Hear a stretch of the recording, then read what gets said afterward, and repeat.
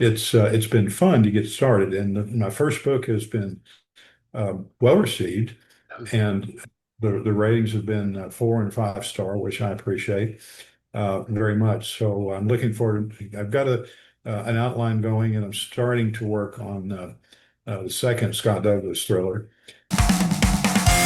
You're watching the Spotlight Network, starring Hollywood's newsman, And if you're just Logan joining Crawford. investigators, they now believe a single member. He works with TV and film legends. And now, Logan's shining the spotlight on the world's top emerging authors and creators. International were abducted. This is Spotlight with Logan Crawford, streaming on Roku, Apple TV, and Amazon Fire TV. I'm Logan Crawford, and right now on Spotlight, we're sharing a heartwarming, tail-wagging story that's perfect for the whole family. It is called Piper's Journey Home, the true story of a rescue puppy. It's written by a terrific author. His name is Dave Osborn, and in the book, he follows the incredible transformation of a sick, stray pup found near the Mexican border into a beloved family companion. It's a true tale of hope, healing, and the unbreakable bond between people and their pets, one that will touch the hearts of animal lovers and beyond. We're delighted to have this very talented author join us here today on Spotlight, and we ask viewers like you to support authors like him by subscribing to our channel and by purchasing his amazing book. The links are below this interview. Dave, thanks so much for joining me here today. My pleasure. Tell us a little bit about the real life Piper and how he touched your life and inspired this story. Well, actually, Piper is a she. All right. Was a she. She has been spayed. But when I retired at the end of 22, I finally stopped traveling so much, and my wife and I decided we would get another dog. And we just by quirk, she was asked, would we be interested in adopting a dog that had wandered up to a friend of hers house. So we went over and looked at her, and this little thing was just scrawny, and I've got pictures of her in the book, but scrawny, sick as a dog, and was starving to death. So we just said, sure, we'll take her for better or for worse. And immediately took her to the vet, and all of this is documented in the book, so I'm really kind of repeating that. But we got her healthy. We got the parasites out. We started feeding her to where she could keep her food down and not throw everything up. And then within a month, she had really 2 to 3 weeks actually turned the corner, began becoming more healthy. And then what we discovered is that I'd just retired, so I'd always liked to write. So I'd been writing on a business book. I thought I need to tell this story. So I kept some of the photos that I've got, put them and did a manuscript and shared it with my family and just said, what's the best way to tell the story? And so Piper's Journey Home was born. Yeah. And it was published, not until the next January. Didn't know anything about how to get a book published, so I had to cross. And that fall got some help, and then we published 1st of January of 24.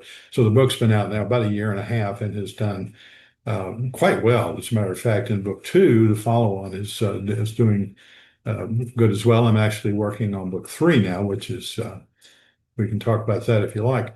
But back to the journey home, we got her healthy, and then thought I need to document this and talk about it. And I was being asked to be on the American Dog Society board for Texas, so got involved with that. One thing led to another, and the next thing is I'm a huge dog person again. It's been a while being able to have a dog, so it just kind of snowballed and picked up a life of its own. But it's been quite an adventure, quite rewarding. And Piper is a spayed female and is right below me right now at the boat, sprawled out with one leg arm over the piece of wood and one other. She gets very comfortable, and she's on, I think, nap number 3 this morning. But we go out and walk every morning, just like is in the book, and tour the neighborhood, come back and have a little morning ritual. And being retired helps, because like I said, schedule to keep anymore. I don't just spent last 20 years driving all over Texas, and I don't miss that really. It was good to get stage of my life. But anyway, I think I'll respond to any other Yeah. questions you may have. Absolutely. It Go feels further great or to shall turn a dog's life around, doesn't it? Mhm. Yeah. It's been a pleasure, and she never gets too far away from either my wife or I. Now when she hears my wife in the kitchen, then she will get up and kind of stretch, and she'll saunter into the kitchen and make herself a pest till Marilyn gives her a piece of whatever it is she's eating.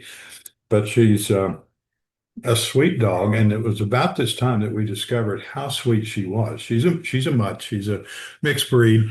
That's in the book as well. German Shepherd, Chow, Pit Bull, Labrador Retriever, Australian Sheepdog. I mean, she's you name it. She's got a trace of it in her gene pool. But she's just very, very, very sweet. In fact, she's almost timid, and is we thought, this dog needs to be in a therapy program. And that's what we did next is go through a therapy training program with pet partners. And that's really the topic of book two, Piper Learns to Serve, is our journey through the therapy program where we, as of last fall, registered a therapy team. And we have visited hospitals and mostly private elementary schools, and we're now expanding to clinics and rehab centers and memory care units. And the valley, Rio Grande Valley, where I live, is full of those kind of places. So it won't take long at all with school starting, and we're already getting calls and getting appointments set up. So book three is well underway, and book three will be Piper on the Job, which is her visits and things. And that's a little bit different because the pictures are not all of her and me. There'll be other people, which means we get into HIPAA releases and photo releases and all those kinds of things. So it'll probably add a little more bureaucracy to it, but we'll get it done. And hopefully I'll have that out by the end of the year, first quarter at the latest. And meanwhile, I've been working on my novels. So I've started doing some fiction work as well. But the Piper books are, that's what gave me my start. And I hate to say it's where my heart is. Just love writing about helping people. And the thing about the journey home was it really helps parents. Their kid comes in and says, "I want a dog." Well, let's see what's involved in that. And it walks you through, are you ready to make this kind of commitment? And when my grandsons come down, I make them go with me in the morning to walk her. I let them give her monthly pill. I let them help with her bath. And I mean, I get them involved so that they see the scope of what it takes to manage a pet. Dogs are different than cats. Cats, you don't pay much attention to it, but a dog requires it's a time commitment that you don't have with other types of pets. And the personality and the therapy part of it in book two is that there is a tremendous need in the United States today for therapy animals, and Piper is tremendously suited for that type of work. He's very gentle and loving, and she just people just hit with her immediately. She walk in the room and they take one look at her, and she sits and shakes. She knows how to do that, and then they melt. And when we leave, they say, "When can you come back?" That's the last thing you always say to us is, "When can you come back?" That's So awesome. it's been a ride. What's your target audience for the Piper books? Well, it has been largely women old enough to have children and grandchildren, quite honestly, which is 25 to 30 up. They have bought, I'd probably say, two-thirds to three-quarters of the purchasers have been mothers and grandmothers, um, pet lovers in general. The guys are typically dog lovers, but the common denominator is it's a book for their children or grandchildren. Mm. So, the formula seems to be working, so I'm not going to fix what ain't broken. If it ain't broke, don't fix it. That's always good advice. And I think you've struck something there. I think Piper really resonates with people, with readers, and they do learn a lot about a pet's journey. And certainly it is a huge commitment to have a dog. With that said, I don't see how anybody lives without a dog because they're great to have, but they need a walk, they get diarrhea, they throw up, they do all the things that dogs do. They can destroy a house in an hour, but they're well worth the sacrifice. That's for sure. Yeah, we've had some furniture repaired that when they're young, they're just like kids. Mhm. They break things, and she'll they chew the first year they're chewers, and we've had a couple of pieces of furniture repaired where she decided to use that as a chewing bone. The answer to that is get them more toys. Yeah. And when I go to PetSmart or we have some locally owned places I prefer to go to. I always take her with me, and whichever one she goes to first, that's the one I buy her because that's the one she's interested in. And the latest one is you may have heard of lamb chop. That used to be on TV. Yep. The lamb chop is this huge white. Uh, Like lamb, right? Puppet. yeah, she carries that all over the house. It's the funniest thing. She's got a bag full of toys, and that's the one that she always gets. Now she's moved over now to her bed, so she's out for the count. She's on nap number 3 or 4 now. She's one ahead of me. Let me ask you Yeah, this. Tell me about your sure. novel. Now, the novel is called Signals of Perception. I spent deception. I spent 50 plus years in telecommunications.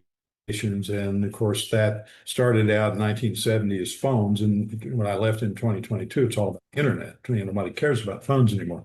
But it's about cybersecurity. It's about artificial intelligence and the tendency that we have to, if it comes out of an AI computer that's gold, and this just says AI computers are no different than regular computers, garbage in, garbage out.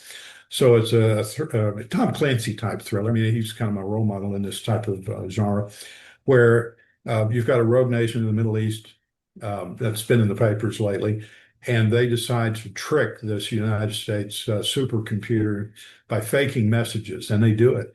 And the military is starting to take these instructions and move troops, and they think China and Russia are coming for us.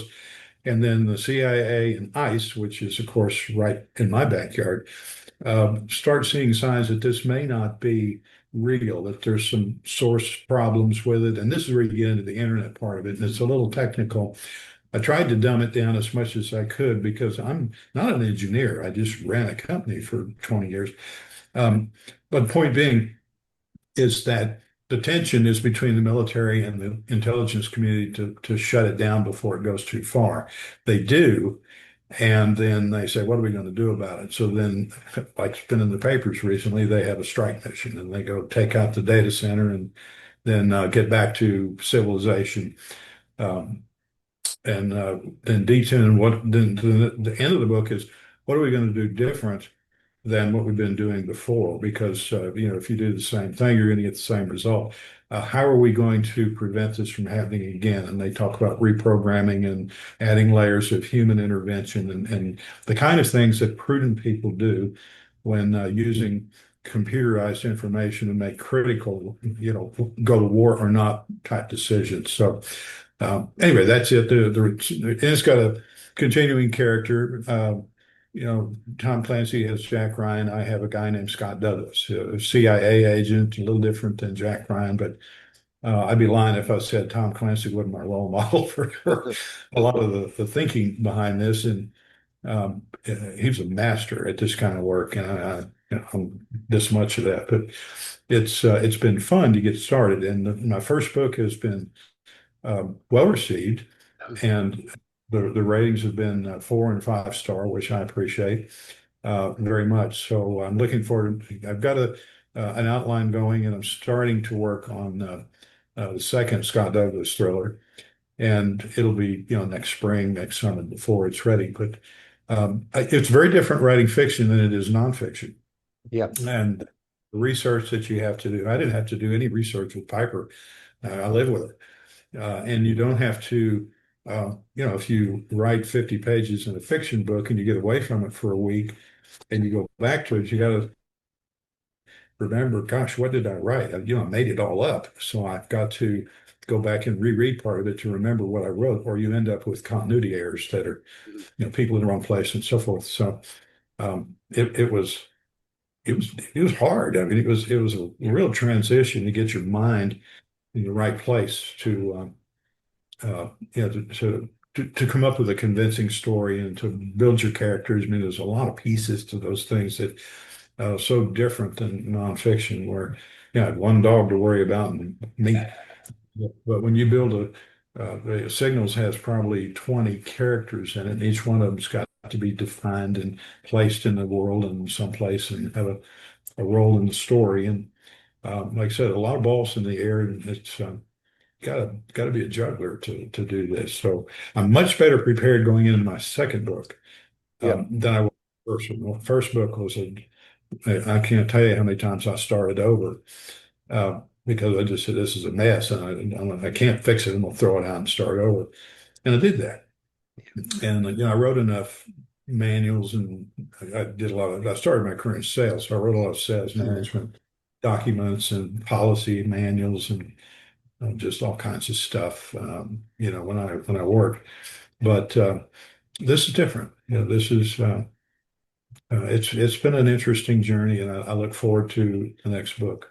Writing this is going to be much harder than Piper's on the job because, like I said, take her, photograph her, and write down what I did that afternoon, and the fiction is more difficult. Well, you got a good role model in Tom Clancy. I'm sure you're the man to fill his shoes. So lots of great luck with those novels. The book we've been focusing primarily on today is called Piper's Journey Home. It is a true story of a rescue puppy. It is a beautiful reminder that love, patience, and compassion can transform lives. It is a must read for anyone who believes in second chances. Dave, thank you so much for joining me here today. Quite welcome. Enjoyed being with you. I appreciate your time, your insight, and your wisdom. To the folks at home, I'm Logan Crawford, thanking you for your time this time until next time on Spotlight.